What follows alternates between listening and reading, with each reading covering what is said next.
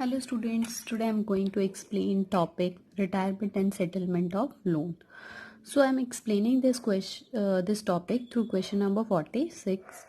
In this question there were three partners A, B and C and the profit sharing ratio between them is 4:3:3. C retires on 1st April 2018. A and B decide to share future profit in the ratio of 6:4.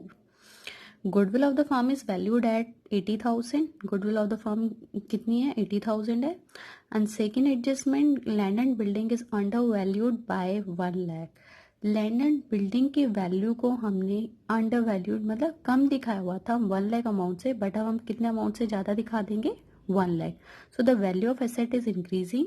This amount will go to revaluation account credit side. And second, stock is over valued by 20%. Stock की value को हमने 20% से ज़्यादा दिखाया हुआ था, but हम उसको क्या कर देंगे? 20% से कम कर देंगे. तो हमारी स्टॉक की वैल्यू क्या होगी? कम होगी. So this will go to revaluation account and debit side. Now third adjustment, provision for doubtful debt is to be decrease to 10,000. Provision for doubtful debt कितना था? 30,000, बट डिक्रीज होकर कितना हो रहा है? 10,000. सो the value of provision for doubtful date is decreasing by 20,000 and this will go to revaluation account credit side as the value of liability is decreasing. Now fourth adjustment, computer is valued at 30,000 was unrecorded in the book. The value of computer was unrecorded, so this is unrecorded assets. तो ये हमारा कहाँ जाएगा? Credit side of revaluation account. Now it was decided to pay off C by giving him this computer. ये computer किसको दे रहे हैं? C को. And the balance in annual installment of 1 lakh together with interest at 10%. जो भी balance amount बचेगा C का, उसको 1 लाख की इंस्टॉलमेंट में पे कर देंगे with interest. Now you are required to prepare revaluation account, C's capital account and C's loan account till it is finally closed. हमें क्या क्या बनाना है? revaluation account, C's capital account and C's loan account. So first of all we will make revaluation account. So this is your revaluation account. As we have already discussed all the adjustments. So first adjustment, goodwill of the firm is valued at 80,000. इसका हमें क्या करना है? सी के share of goodwill को हमें किस ratio में एडजस्ट करना है? गेनिंग रेशियो में.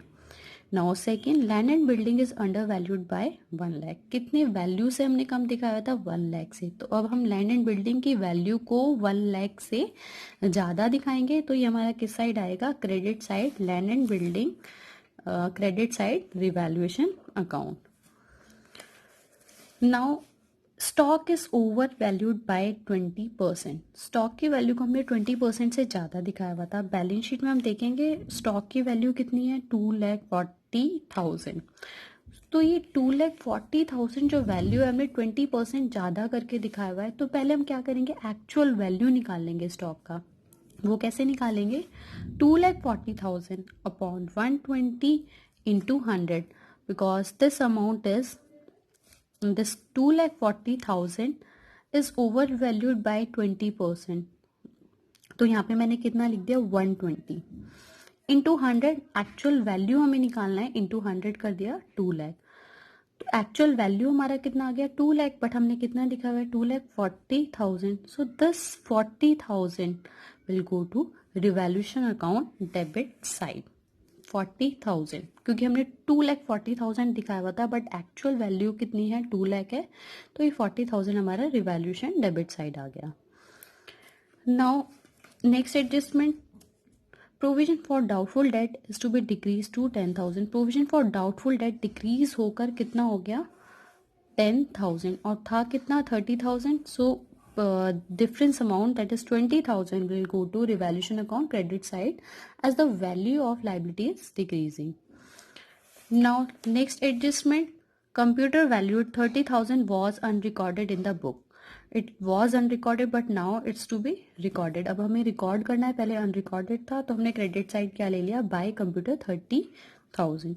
So revaluation profit is 1,10,000. that is total of credit side is 1,50,000 and total of debit side is 40,000. So it is 1,10,000. and this 1,10,000 will be distributed in which ratio? Old ratio, and old ratio is 4:3:3. So this 1,10,000 will be distributed in 4:3:3 ratio. Now partners capital account. By here we have to make only C's capital account. So by balance brought down, capital कितना given है? 2 lakh. General reserve, balance sheet में हमें general reserve given था कितना? It is 40,000. तो 40,000 को हमने distribute कर दिया है 40,000 इंटू 3/10. शेयर कितना है सी का? 3/10. So it is 12,000. और रिवैल्यूशन अकाउंट में भी सी का कितना शेयर था? 33,000. ये हमने लिख दिया.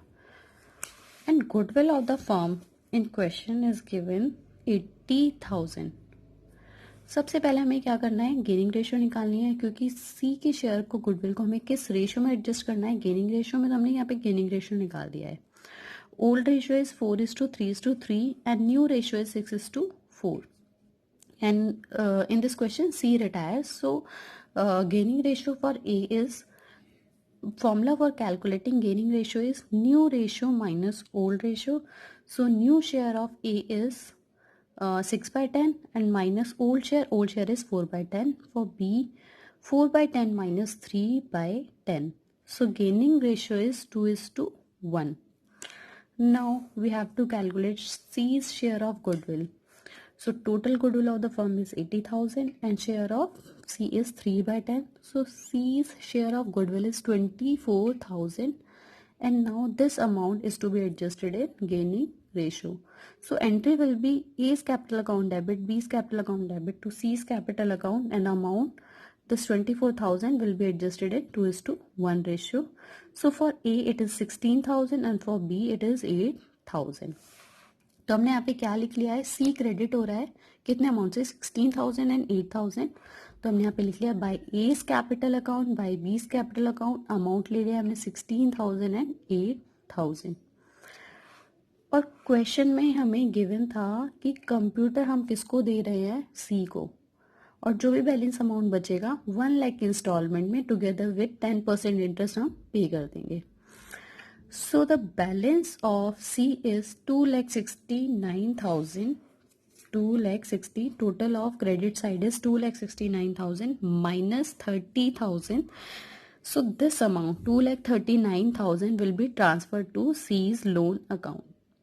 क्वेश्चन में गिवन है कि जो भी बैलेंस अमाउंट बचेगा सी के लोन में ट्रांसफर कर देंगे. और पे कैसे करेंगे? Instalment of 1 lakh plus 10% interest.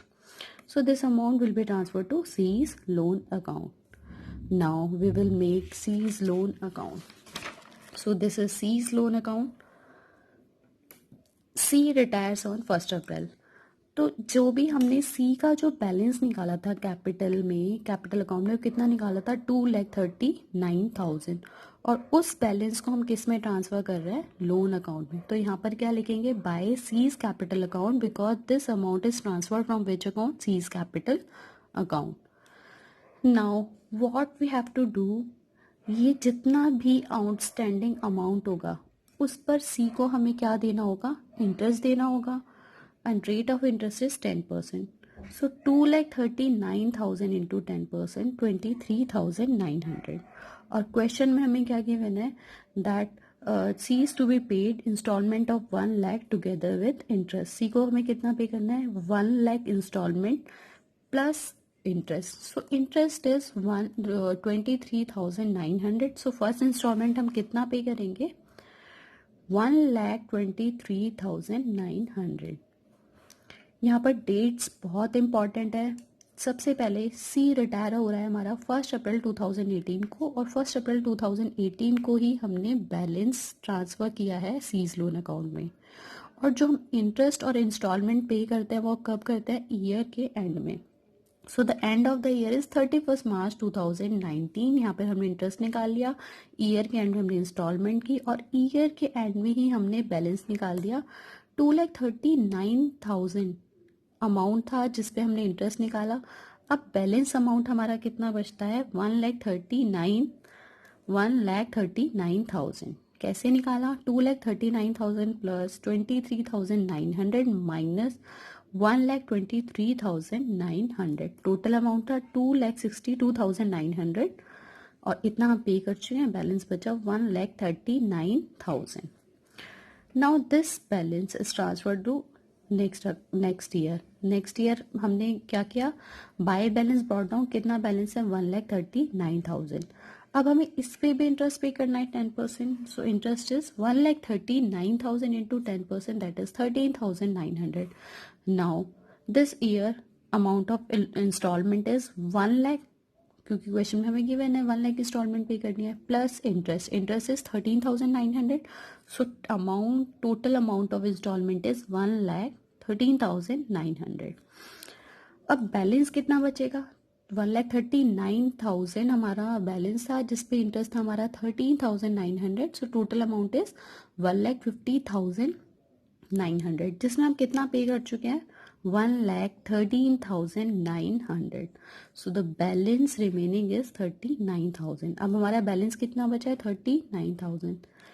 अब थर्ड इंस्टॉलमेंट में हम क्या करेंगे? जितना भी बैलेंस बचा है उस पे जितना भी इंटरेस्ट है, टोटल अमाउंट थर्ड इंस्टॉलमेंट में पूरा पे कर देंगे.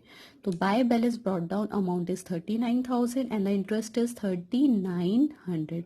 So total amount in third year is 42,900. So total amount paid in third year is 42,900. So to bank here is 42,900, that is 39,000 plus 3,900. तो पूरा जितना अमाउंट है हमारा वो हमने पे कर दिया. So this is case when instalment is paid together with interest. ये हमारा कौन सा केस है? जब हम इंस्टॉलमेंट को इंटरेस्ट के साथ पे कर रहे हैं. आई होप आपको क्वेश्चन समझ आया होगा. Thank you.